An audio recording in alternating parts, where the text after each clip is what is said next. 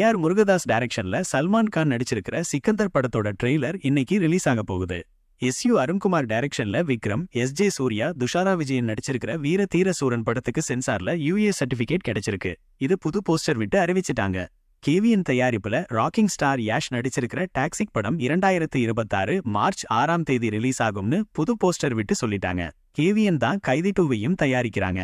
தளபதி நடிக்கிற ஜனநாயகன் படத்தோட ஷூட்டிங் தளபதியோட அரசியல் வேலைகளால தள்ளி போயிருக்கு. இப்போ படம் 2026 பொங்கலுக்கு தான் ரிலீஸ் ஆகும்னு எதிர்பார்க்கறாங்க. கேவிஎன் தயாரிப்புல அடுத்த வருஷம் 3 பெரிய படம் வரப்போகுது.